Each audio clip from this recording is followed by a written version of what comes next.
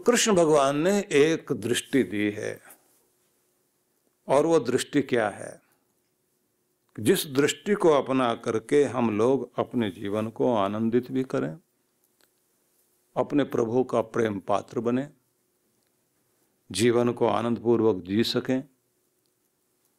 तो उन्होंने सबसे पहला एक शब्द कहा, अद्वेष्टा सर्वभूतानां मैत्रः करुण एव च निर्ममो निरहंकारः सम दुख सुख क्षमी संतुष्टः सततम योगी यत्तात्मा दृढ़ निश्चय मयि अर्पित मनो बुद्धिर यो मद भक्त स में प्रिय। 11 चीजें, 11 सूत्र हैं। पहली बात उन्होंने कहा, बैर रहित जिंदगी जिए। बैर रहित में उन्होंने कहा सर्वभूतानां, प्राणी मात्र के प्रति भी बैर ना हो। अब इसको थोड़ा उलटिए। वो कहते हैं समस्त प्राणी मात्र के साथ जो प्रेम पूर्ण जीना सीख गया वो मेरा है, वो मेरे से जुड़ गया। मेरे से तुम जुड़े हुए हो, मेरे प्रिय हो, तो तुम्हारे हृदय में प्रेम बह रहा होगा और प्राणी मात्र तक के लिए बह रहा होगा। और अगर महाभारत को आप पढ़ें तो उसमें अलग अलग तरह के संदेश हैं। इन्हीं में आप कुछ विदुर के संदेश भी देखेंगे। अब उन्हीं को आप ध्यान में रख लें तो कौन रात को नींद चैन की नहीं सोता, कौन आदमी है जिसकी जिंदगी में चैन नहीं है, कौन संतुष्ट नहीं है। बड़ी सारी बातें कही गई हैं। उन्हीं में एक सूत्र हम लोग भी पढ़ें कि कौन व्यक्ति लगातार दुखी है। इसे भी आप हितोपदेश में पढ़ते हैं। ईर्ष्यु घृणी तु असंतुष्ट क्रोधनो नित्य शंकित परभाग्योपजीवी च षड एते नित्य दुखिता। बैर में जीने वाला आदमी, हर समय बैर बैर बैर बैर। जिस आदमी के अंदर बैर भाव भरा हुआ है निरंतर दुखी ही रहेगा। वो लोग कभी सुख नहीं ले पाएंगे। जीवन में जो भी कुछ उनको मिला हुआ है उसे संतुष्टि किससे मिलती है? दूसरे को दुख देकर, अपने बैरी को रुलाकर, अपने बैरी को परेशान करके। सच बात तो ये है, वो जो कहते हैं ना कि रब क्या कहेगा तुम्हें कि तुम जमाने की राह से आए हो, वरना बहुत सीधा रास्ता था दिल का। तुम प्यार के रास्ते से तो आते, तुम तो जमाने की राह से आए हो। जैसे को तैसा दूंगा जवाब, लड़के जीत के दिखाऊंगा, नीचा दिखा करके एक बार तो मिट्टी में मिला दूंगा, उसके बाद देखना। चंबल घाटी में देखने में मिलता है कि बूढ़ी बूढ़ी महिलाएं, विधवा बैठी हैं, उसके आगे उसकी बहू, फिर उसकी बहू भी विधवा बैठी है। सबके अपने अपने आगे वाली जो पीढ़ी है, सबके बच्चे मर चुके, एक का जिंदा है, और सब आपस में कह रहे हैं। ये उन दिनों की बात है जिन दिनों चंबल में बहुत ज्यादा मुरैना, चंबल, भिंड वाला जो एरिया है, भावना क्या थी? बदला लेना है। और छोटे से बच्चे को भी सिखाया जा रहा है बदला लेकर के मरना, छोड़ना नहीं। पीढ़ियों तक बैर जा रहा है। राम जी ने जिस समय रावण का अंतिम संस्कार हो रहा था तो उसके प्रति जैसे किसी के लिए जो है सहानुभूति और श्रद्धांजलि अर्पित की जाती ना, उस तरह से खड़े हुए थे। लक्ष्मण को नहीं समझ में आया कि ये क्या है। दुष्टता की सीमा रेखा पार कर गया एक व्यक्ति, और उसके प्रति सहानुभूति, और उसकी महिला सामने है तो उनके सामने उन्होंने अफसोस जताया कि बहुत दुख है कि ये घटना घटी, हम यहां तक पहुंचे। लक्ष्मण को नहीं समझ में आया, उसने पूछ ही लिया कि ये सब नहीं समझ में आ रहा। राम जी कहते हैं जब तक कोई जिंदा है बैर वहां तक तो रख लो, मरने के बाद भी बैर जाएगा आगे। किसी की दुष्टता जब तक जिंदा है तब तक आप उसको थोड़ा बहुत लड़ना पड़ रहा है, लड़ रहे हो। क्षत्रियों का धर्म है, राजनीति में तो ये चीजें चलती हैं। व्यक्तिगत धर्म में तो कहा जाता है कि जब तक आप अपने अंदर का बैर खत्म नहीं करोगे आपकी भक्ति भी सफल नहीं होगी और कृपा भी नहीं होगी, चैन की नींद नहीं सो पाओगे। ईर्ष्यालु, घृणा करने वाला, बेचैन रहने वाला, क्रोध करने वाला, हर समय शंकित होकर जिंदगी जिए, डाउट करे, हर एक पर संदेह करे, और जिसकी जीविका हमेशा दूसरों पर ही टिकी हुई है, ये देगा तो मेरा काम चलेगा, ये नहीं देगा तो मैं गया, तो हमेशा दुखी रहेगा। 6 बताए हैं, षडेते नित्य दुखिता। 6 लोग हमेशा ही दुखी रहेंगे, और कहते हैं कि जीविका दूसरों पर आश्रित है, उसके लिए थोड़ा प्रयास करना पड़ेगा, मेहनत करनी पड़ेगी, लेकिन बाकी चीजें तो आप आसानी से कर सकते हो। जीविका वाले मामले में आपको देर लग सकती है ठीक करने के लिए, लेकिन एक बात तो ध्यान रख लीजिए कि अपनी ईर्ष्या छोड़ सकते हो, अपनी घृणा को छोड़ सकते हो, अपनी बेचैनी को हटा सकते हो, अपने गुस्से का परित्याग कर सकते हो, हर समय डाउट पालकर जीते हो, इसे तो कम कर सकते। 5 चीजें तो आपके बस में है ही सीधी सीधी। आदमी कहेगा रोजी रोटी की तो बात अलग है, लेकिन बैर नहीं छोड़ूंगा, कुछ भी हो जाए, ये तो मेरा पर्सनल मामला है, घृणा बनाए रखेगा। और चाणक्य ने एक स्थान पर कहा कि बैर की चादर इतनी जीर्ण शीर्ण हो जाती है कि देखने में लगता है चादर पूरी है, कहीं से उसमें फटा हुआ दिखाई दे, मतलब और ज्यादा जीर्ण हो रही है और गल रही है, तो तुम सुई लेके जाओ, धागा लेकर जाओ सिलने के लिए। तो जो सिलने की कोशिश करता है, मिलाने की कोशिश करता है, कमाल की बात है वो सुई से वो और फटता जाता है। कि ये बैर की चादर बहुत जीर्ण शीर्ण होती, बड़ी गली सड़ी होती है, इसे तो जैसे छुओगे ये और फट जाती है। इसमें भी कोई मतलब होगा इसका, जो ये आया है बात करने के लिए, ये जो प्यार से मिलने आया था, जरूर कोई मतलब है, नहीं तो ये क्यों आता है? तो आदमी कोई अच्छा आदमी है। आपके प्यार को भी वहां चाल समझा जाएगा। आप अगर कोई अच्छी बात भी कर रहे होंगे, तारीफ भी कर रहे हो, मतलब है कोई ना कोई, ये तो बड़ा चालाक आदमी। आप भोले हैं, उस भोलेपन को भी चालाकी समझा जाता है। आप अगर कुछ दे भी रहे होंगे तो भी कहा जाएगा जरूर कोई मतलब है। और अगर उसने कोई तारीफ भी की हो, उसकी तारीफ को भी पसंद नहीं करते लोग। कहते हैं तारीफ जो की जा रही ना, झूठी तारीफ है, जरूर कुछ हरकत है बीच में। जब आप इतना बैर लेकर बैठ गए तो ये बात ध्यान रख लेना, कभी भी आपके जीवन में शांति नहीं रहेगी।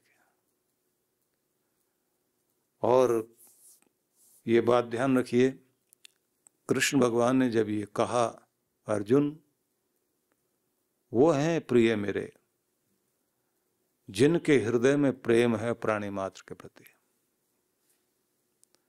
और जैसे मैंने आपसे कहा ना कि तुम दुनियादारी के हिसाब से चल रहे हो, जैसे दुनिया में चलता है, तुम हृदय के हिसाब से तो चलते, प्यार के रास्ते से तो चल के आते। जानवर पालते हैं लोग, शेर पालते हैं, सांप बिच्छू पालते हैं प्यार से, वो उनके अपने हो जाते हैं, इंसान क्यों नहीं अपना होगा भाई? तो ये बात ध्यान रख लीजिए कि कोई भी शत्रुता जब तक दोनों तरफ से समाप्त नहीं होती, बैर जब तक दोनों तरफ से समाप्त नहीं होता, तब तक आपके जीवन में शांति नहीं आती, बेचैनी बनी रहेगी। अच्छा हो अपनी तरफ से अपने आप को निर्मल कर लिया जाए। मैं एक व्यक्ति को जानता था, वो बाद में महात्मा बने और बहुत अच्छे पत्रकार थे, और भारत की आज़ादी के समय भी उन्होंने बड़ा काम किया। उर्दू में उनका अखबार निकलता था लाहौर में, फिर वो भारत में उन्होंने अखबार निकाला और महात्मा बन गए। हम लोग छोटे थे तो उनके उपदेश सुनने के लिए जाते थे। तो एक दिन उनकी जीवनी पढ़ रहे थे हम। जीवनी में लिखा हुआ था कि जब वो साधना करने के लिए हिमालय की तरफ गए, तो एक तपोवन वाले स्थान में, आप लोग देखते हैं ना कि चमोली की तरफ जाते हैं आप लोग, तो एक स्थान आता तपोवन वाला स्थान, उधर कहीं जो है बैठे हुए थे। उधर जो गरुड़ चट्टी, हनुमान चट्टी, इस तरह का नाम आते हैं। तो एक स्थान पर वो बेचारे ध्यान करने बैठे। स्थान पवित्र, भावना पवित्र, सब चीजें ठीक, ध्यान लग जाए, लेकिन बार बार वो चेहरा आए सामने जिनके साथ में उनकी दुश्मनी थी। जिंदगी भर बैर चला, एक दूसरे को नीचा दिखाने में लगे रहे। अब कई दिन बीत गए, जब भी वो ध्यान करें बैठकर, वो चेहरा सामने आए। प्रार्थना की भगवान से, हे प्रभु, मैं तेरा हो गया, निर्मल हो गया हूं, पवित्र हो गया हूं, मुझे स्वीकार करो। मैंने हाथ उठा दिया आपकी तरफ, मेरा हाथ तो पकड़ो। क्योंकि भक्त के लिए एक व्यवस्था होती है, कहते हैं ना कि इस तरह से ऊपर हाथ ले जाके भगवान को प्रणाम करो और ऐसे हाथ उठा दो, और ऐसे हाथ उठाकर ऊपर की तरफ देखो, ऐसे ऐसे देखते हैं ना। तो उसका मतलब है जैसे कोई गड्ढे में खड़ा हुआ है और पिता बाहर है, और वो अपने हाथ, उसे कहते हैं कि देख तो सही तू मेरी तरफ। अब वो हाथ अपने नीचे करे तो हमारे हाथ ऊपर हैं, और वो पकड़ ले ऊपर से हाथ, ऐसे पकड़ ले। क्योंकि साधना का नियम है कि ध्यान से आप अपनी चेतना को हमेशा ऊपर उठाते हैं, और जब अपने आप को ऊपर उठाते हैं तो वो समय आ जाए कि हृदय की पुकार इतनी गहरी हो कि भगवान भी झुककर आपका हाथ पकड़ ले कि मैं निकालता हूँ तुझे माया जाल से, गड्ढे से बाहर निकालता हूँ, आओ मेरे बच्चे, और लेकर के अपनी गोद में अपने हृदय से लगा ले। कहाँ भटक रहा था तो।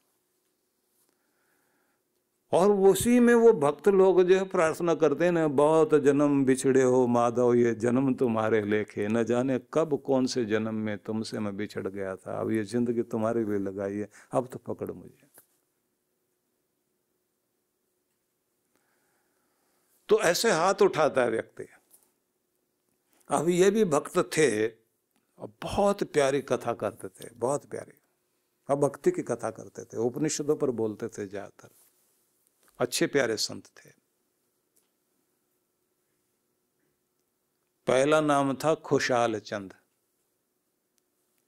और बाद का नाम हो गया आनंद स्वामी, महात्मा आनंद स्वामी। तो उनके जीवन की घटना बड़ी विचित्र घटना है। हम लोग उनके पास बैठते थे, हमें बहुत आनंद आता था उनके साथ बैठने से। एक दो बार तो मेरे से वो पत्र लिखवाते थे, उनके लिए ये लेटर लिखो, और लिख करके मैं देता था। तो फिर वो आखिरी वाली लाइन ठीक कराते थे, क्योंकि मैं कुछ आदरणीय शब्दों का प्रयोग करता था, तो वो अपने आप को बहुत सामान्य सा बनाकर कहते थे ये वाली लाइन हटा दो बस। फिर वो मुझे दोबारा लिखना होता था। वो बताते हैं कि बस मैं उसके बाद वहां से भागा,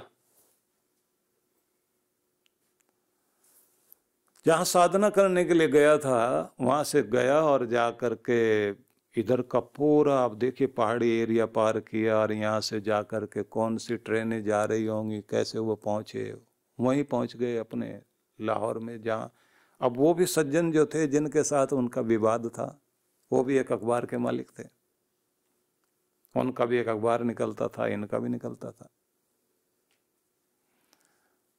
तो उनके दरवाजे में सुबह सुबह पहुंच गए। अब जिनके साथ बैर हो और उनके सामने जाकर के व्यक्ति सुबह सुबह खड़ा हो जाए, तो पहले तो शंका यही होती कि कुछ करने तो नहीं आया। जैसे दरवाजा खोला और इन्होंने जो है हाथ जोड़ के कहा, भाई मुझे माफ कर दो, आंख में आंसू, जाने में अनजाने में जो भी मेरे से गलतियां हुई है, मैंने आपका दिल दुखाया होगा, मैं माफी चाहता हूं। क्योंकि श्री कृष्ण सारे गुण गिनाते गिनाते प्रेम से शुरू करते हैं और क्षमी पर जाकर रुकते हैं। वो कहते हैं कि प्रेम से शुरू करना, ईर्ष्या को हटा करके शुरू करना, मित्रता को अपनाना, जहाँ दुखी लोग हैं उन पर करुणा करना, खुद के अहंकार से रहित होकर के जीना। साथ में ये भी कहते हैं कि ये मैं और मेरा से ऊपर उठ जाना, आसक्ति से ऊपर उठना, सुख दुख में एक जैसा रहने की कोशिश करना और दूसरों को माफ करना सीखना। जब तक माफ करना नहीं सीखोगे तब तक जो है मेरे प्यारे नहीं बन पाओगे। साथ में फिर ये कहा कि अब इसके बाद चीज आनी चाहिए, जिंदगी से संतुष्ट हो या नहीं हो। सद्गुरु श्री सुधांशु जी महाराज द्वारा मानव सेवा को समर्पित संस्था विश्व जागृति मिशन वर्ष 1991 से धर्म, समाज एवं मानवता की सेवा में संलग्न है। यह संस्था 90 मंडलों, सेवा केंद्रों के माध्यम से न केवल भारत अपितु देश के बाहर अनेक देशों में सेवा के कार्य कर रही है। संस्था की स्थापना से लेकर अब तक विगत 30 वर्षों में जहां लोगों को सन्मार्ग पर प्रेरित करने के उद्देश्य से गुरुवर ने 7000 से अधिक प्रवचन दिए हैं, वहीं देश के राज्य की राजधानियों व प्रमुख नगरों में लगभग 40 आश्रम, 25 मंदिर, सत्संग भवन व ध्यान साधना केंद्रों का निर्माण हुआ है। दिल्ली में करुणा सिंधु धर्मार्थ अस्पताल एवं फरीदाबाद के आरोग्य धाम अस्पताल में लाखों जरूरतमंद रोगियों का उपचार व ऑपरेशन किया गया है। अनाथ गरीब बच्चों के लिए सूरत में अनाथाश्रम, दिल्ली एवं कानपुर में गुरुकुल, फरीदाबाद में ज्ञानदीप विद्यालय, मुरादाबाद में सृजन प्राइमरी स्कूल, झारखंड के रुक्का खूंटी गांव में आदिवासी बच्चों के लिए 2 पब्लिक स्कूल समेत दिल्ली में उपदेशक महाविद्यालय भी बनाया गया है। इन शैक्षणिक संस्थाओं में लगभग 2500 बच्चों को शिक्षित व संस्कारित किया जाता है। दिल्ली के आनंदधाम आश्रम में जहां वृद्धाश्रम एवं वानप्रस्थ संचालित हैं, वहीं आश्रम की कामधेनु गौशाला में 125 गौओं की सेवा की जाती है। कामधेनु गौशाला की तरह ही देश के प्रमुख नगरों में 7 अन्य गौशालाएं भी संचालित हैं। साथ ही पूजा पाठ, यज्ञ अनुष्ठान से लोगों में धार्मिक भावना जागृत की जाती है। ओम अग्नये सप्तजिह्वाय स्वाहा, ओम अग्नये हव्यवाहनाय स्वाहा, ओम अग्नये शोधनजाताय स्वाहा। गरीब जरूरतमंद महिलाओं को सक्षम बनाने के लिए जहां कई तरह के प्रशिक्षण दिए जाते हैं, वहीं गरीब कन्याओं के विवाह में सहयोग भी किया जाता है। प्राकृतिक आपदा जैसे कि बाढ़, भूकंप, तूफान आदि में जहां मिशन द्वारा प्रधानमंत्री राहत कोष में सहयोग किया जाता है, वहीं जैसे वर्तमान में चल रही महामारी कोरोना संकट काल में जरूरतमंदों को भोजन, राशन किट व सांसों के संकट से जूझ रहे जरूरतमंद मरीजों को देश विदेश से मंगाकर ऑक्सीजन कंसंट्रेटर बांटे गए। मानव सेवा को ईश्वर भक्ति मानते हुए सेवा परमो धर्म के भाव से विश्व जागृति मिशन के सेवा कार्य निरंतर जारी हैं। आइए मिशन के सेवा पथ पर बढ़ते कदमों में कदम से कदम मिलाकर चलें और मानवता की सेवा में दान सहयोग कर पुण्य के भागीदार बनें।